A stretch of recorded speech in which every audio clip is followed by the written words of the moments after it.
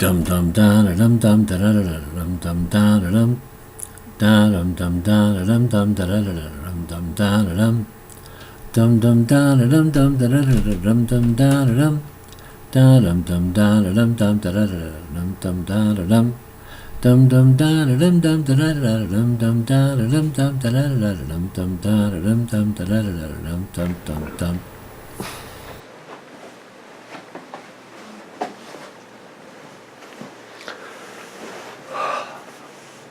Hello folks, this is Dave Lentz. Welcome to reasonandbalance.com. I wanted to share with you a diet that I've found that has worked very well for me. It's helped me to lose weight in a controlled fashion. I've coupled that with my exercise video that in this case relates to training for a marathon. However, I believe that this particular diet will work regardless of whether or not you're training for a marathon. If you engage in a reasonable amount of exercise, you don't have to do quite as much as what I've done in this video. Perhaps if you're not going to train quite as hard as I am, if you cut back just a tiny bit on the feast day a little bit, it ought to help you lose weight. Let me just say this: no matter, as you get older, no matter how hard you work out, you can't outwork a bad diet. You cannot outwork a bad diet. This diet emphasizes protein and green leafy vegetables, and I think that if you consult with your doctor first, or a health professional that you trust, to make sure that you're in sufficient condition to exercise like might be suggested here, or also do so to make sure that this particular diet is okay for you. But this stuff works for me, and so that's why I'm sharing it. Thanks for joining us, and I will have a follow-on video hopefully within the next week or so. Thank you for joining us. Here's the video. Hi folks, this is David Lentz with reasonandbalance.com. Thanks for joining us. You're going to see a video here in a moment about the diet that's being employed for yet another attempt at the Pittsburgh Marathon. But I wanted to talk about the diet aspects first, because the first part of August of this year, which is 2018, I was 228 pounds, and that's a little bit overweight. I've had a history in my older age of weight problems. I'm 64 years old right now, but anyway, I was much heavier in the past. Now let me just say this, not to toot my own horn, but I did run the marathon in Richmond in 1980. I completed it in 4 hours and 2 minutes. I did that to quit smoking. I think I was 26 at the time. When I was 28, 2 years later, when I completed it the first time, it was in 4 hours and 2 minutes. 2 years later, I ran it again, and I completed it 20 minutes faster, 3 hours, 42 minutes, and 36 seconds. Again, that was the Richmond Marathon. When I ran it in the first time in 1980, I was 198 pounds, which was probably maybe only about, probably 6 or 7 pounds heavier than what I was in college. Like I said, I was 26 at the time. When I was 28, I crept up over 200 pounds. I was 202 pounds. Completed it in 3 hours, 42 minutes, 36 seconds. Tried in 92, a full 10 years later. My training was sporadic. The bottom line was I only got about 11 and a half or 12 miles into the race, and I quit. 94, I tried again, and I was 40 years old at the time, and lo and behold, I did complete the marathon. Actually, I had to I had to walk for a mile or two because I hurt my arch at about the 18-mile mark, and so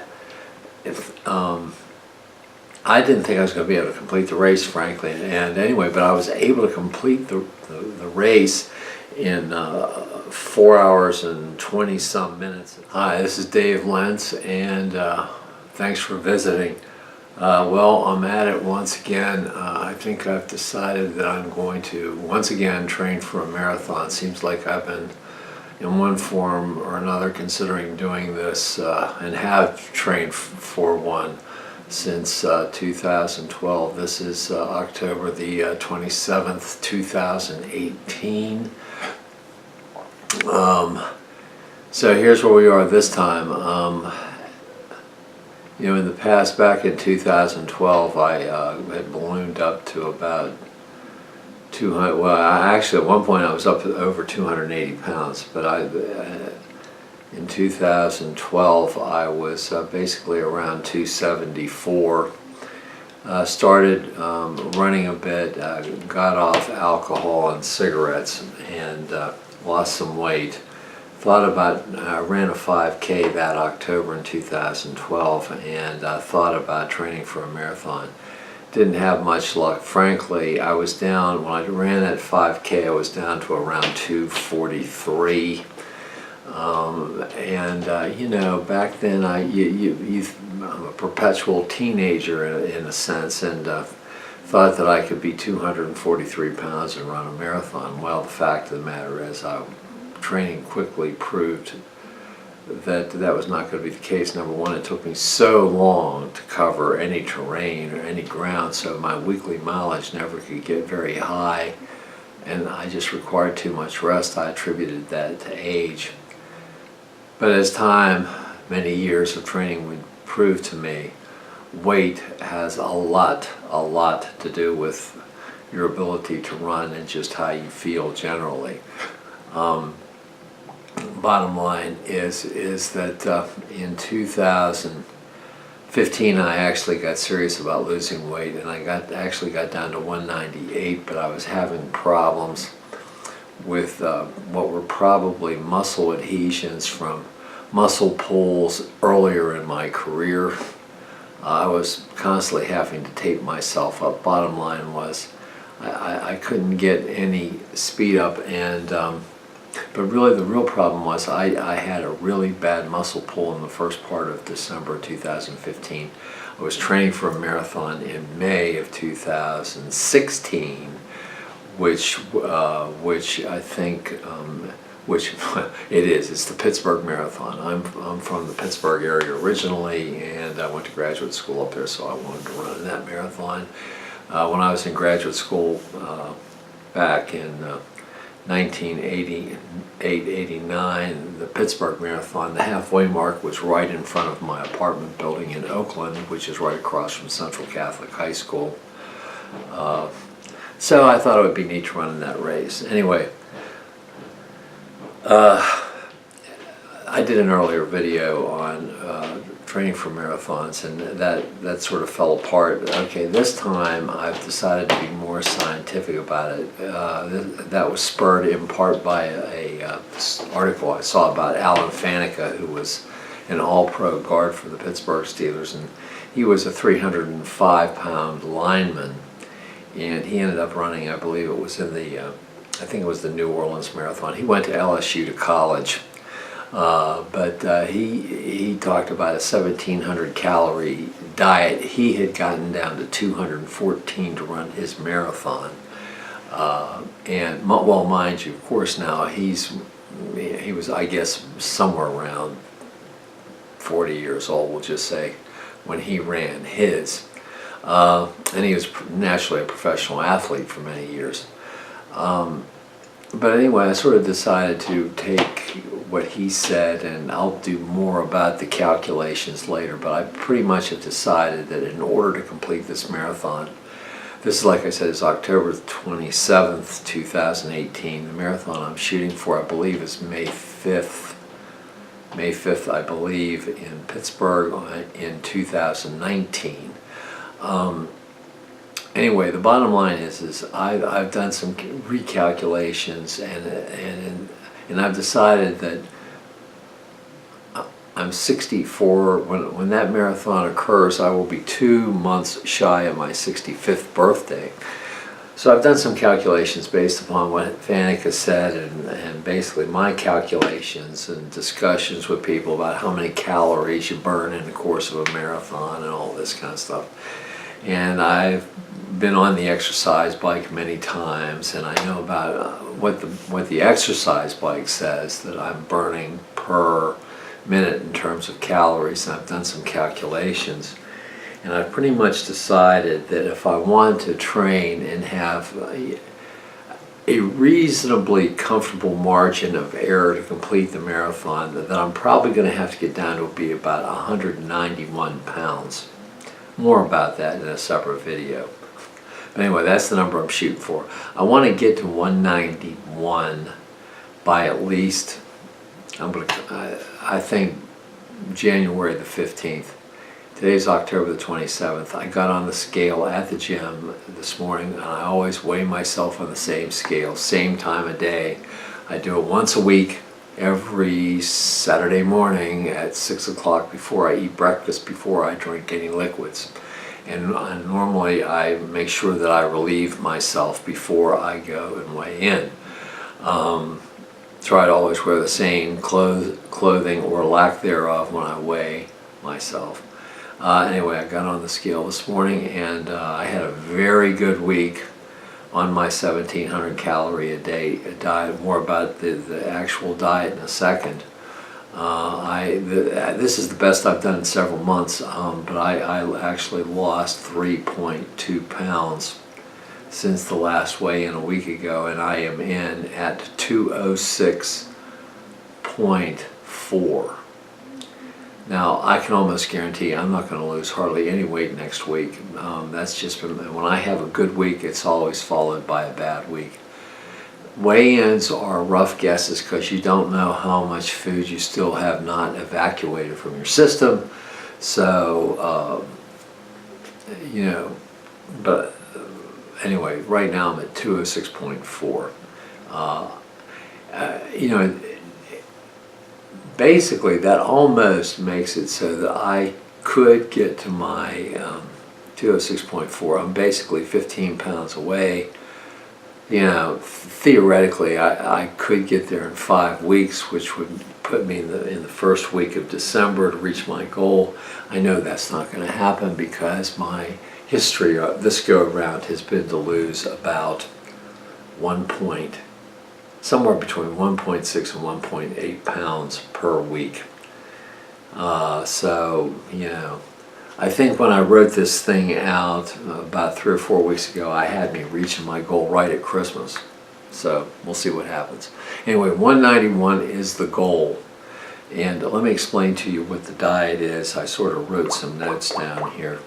I mean, come on. in this day and age, let's talk the stuff you can exclude right from the get-go. This is basically a high protein, almost no carbs diet, with the exception of my feast day. More about that in a second. It's very high protein, very high in green vegetables, no carbs. Don't drink your calories. No fried food. Try to stay away from red meat, high fat meats. Don't do it. No fried foods, no French fries, no bacon, no sausage. Stay away from pizza. No donuts, except, the feast day is an exception. But here's basically the rule. 5 days a week, I restrict myself to 1,700 calories. I don't drink my calories. It's either water or some drink that has no calories in it. I do allow myself creamers for my first coffee in the morning, but for the rest of the day, I drink my coffee black. Stay away from mayonnaise, stay away from butter, be very careful about how food is prepared. That's key. Salad dressings are pretty much no-no because as far as I'm concerned, Most people just bathe their salads in salad dressing. That sort of defeats the purpose. Even the low-cal light stuff, to me, is a waste. It's just extra that will take you over your limits. I buy pre-packaged kale and spinach, and it's pre-washed, and I literally just come home and I just reach in there, grab a handful, and eat it, and that's my spinach, and maybe 2 handfuls a day of that. That's my spinach intake on the 1,700 calorie days, which are 5 days. 1 day is a fast, 1 day is a feast day, and 5 days are 1,700 calories. Here's the way it breaks down. For example, today's Saturday. Today happens to be my feast day. I can eat anything I want. I have no restrictions. I have a tendency to eat 2. It's almost a gallon of ice cream that I eat, and I eat a tray of brownies and a box of cookies. I have eggs for breakfast, and I probably have a burger during the course of the day. That's typically my feast day, okay? A lot of calories. It might be up there around 6,000 calories, I don't know. But Sunday, that's tomorrow, that is actually the last day of the week of my exercise week. Tomorrow I will run, hopefully I'll be able to run 8 miles. Today, on my feast day, what I do is I work out in the gym and I do weights. I do a small amount of lower body exercises, but basically it's a core and upper body strength type of workout with weights. Those are my gym days. They focus on upper body and it's weight training. Okay, so here's the way it goes. Let's start on Monday. Monday is my day off, okay, from exercise. I exercise from Tuesday through Sunday. Tuesday I do weights. Wednesday I run for an hour. Thursday weights. Friday run for an hour. Saturday weights. Sunday long run. I have a course and I know about how many miles I'll be running. Last Sunday I did 7 miles. This Sunday I want to do 8 miles. Okay. Monday's off. Okay.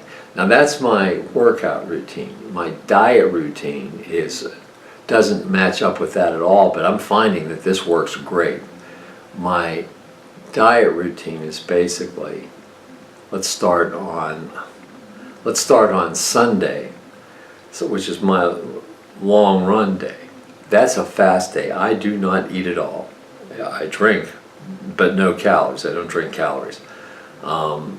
With the exception of the first thing, coffee in the morning, I allow myself some cream. No calories for what I drink, but I don't. Sunday is my fast day. Monday is 1,700 calories. Tuesday is 1,700 calories. Wednesday is 1,700 calories. Thursday is 1,700 calories. Friday is another 1,700 calories. So every weekday is a 1,700 calorie day. Saturday is my feast day. Sunday is my fast day. So I think that pretty much breaks it down in terms of how this works. Okay, let's talk about the 1,700 calorie diet. So what I'm talking about right now, the restrictions, that I just gave you, basically it's a high protein, spinach, kale. Let me tell you, grape tomatoes are great if you want a snack, but they have a tendency to be expensive.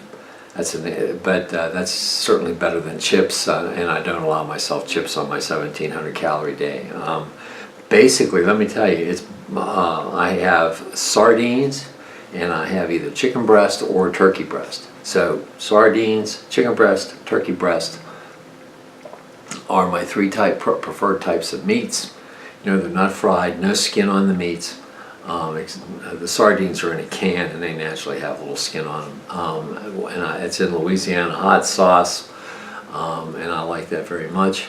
But I literally eat probably during the course of the day, probably, well, let me count, 18, 27, probably about 30 ounces, almost 2 pounds of turkey breast, Monday through Friday, or chicken, almost 2 pounds.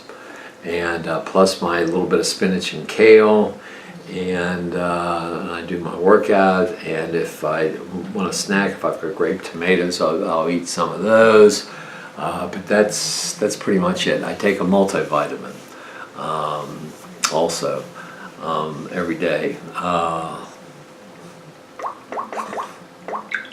I think I've already told you about my feast today. Let's see if I've left anything out. Naturally, don't consume alcohol. If I want to go out, I go out, allow myself to go out to like a local bar. On Monday, oddly enough, on Monday and Friday nights, I allow myself an hour and a half in there, but I restrict myself to 2 non-alcoholic beers. They're 65 calories each. That's an exception to the don't drink calories rule. That's how I do it. And then if I'm sitting there and I want to sit a little longer, I'll drink Diet Coke or Diet Pepsi or something like that. Okay, I don't, except on my feast days, I wouldn't eat, I wouldn't eat any ice cream or yogurt or fried foods or sausage or stuff like that. Let me just say this: if you're out and about and you got to eat and you want to find a quickie and you want to stay within your calorie limitations, there are one of my favorite options, oddly enough, is McDonald's. I have resorted to the 300 calorie, oh geez, what is it? Egg McMuffin, sorry, the Egg McMuffin, 300 calories. The Egg White Delight is 280 calories. It's also very good, but I find it's not quite as filling. So I prefer the Egg McMuffin, although the Egg White Delight's great. As a matter of fact, I've gone so far one time, I actually, on my way to work in the morning, I forgot to take my turkey breasts with me, or which to me are just the luncheon meats that you get like at the lunch meat counter. It's sliced up turkey breast. But anyway, if I didn't have it that morning, which I store in my cooler when I take it to work, I didn't have it, so I stopped at a McDonald's and got 5 Egg White Delights. And one time I got, I think I even went so far one time as to get 6 egg McMuffins in the morning and ate those all day to stay within my limitation. The 6 egg McMuffins are naturally going to take you up to 1,800 calories, but I'm not going to shoot myself over that. All right, so let's see, what else am I forgetting? No butter, no mayo. I basically, what I do is I eat anywhere between 5 and 6 times a day, and I try to restrict myself each time to 300 calories is my mental limit when I eat. That's the number, 300 when I eat, and it's going to be 5 or 6 times a day to stay within my 1,700 calories. Like I said, don't drink your calories to the extent you can. You're basically not going to be able to eat pizza or donuts or pastries, except for me on my feast day. Okay, and an easy one, when you get a sandwiches are kind of bad because there's a lot of carbs in the breads usually that associate with them, and so I've pretty much cut bread out of my life, and I used to love it, but you pay for it in the waistline. All right, so more about the marathon training later, but I wanted to hit the diet stuff first. Like mustard and mayonnaise, not many calories in that. They don't hurt you too much. Every now and then, if you want like a baked potato, one thing no sour cream, no butter. Sometimes what works is salsa on baked potatoes. That's what I do if I absolutely have to have a baked potato. But I don't do that stuff. But I'm just telling you, sort of in emergency situations, if you're out and about and you've got company or something, and you've got to eat or go to a restaurant, you just basically are going to have to resolve that you're going to be a little bit different than everybody else. And you're going to have to learn how to cope. So anyway, but I want to thank you for visiting, and thanks, and I hope you find this informative, and we'll see how this goes, but thanks for visiting.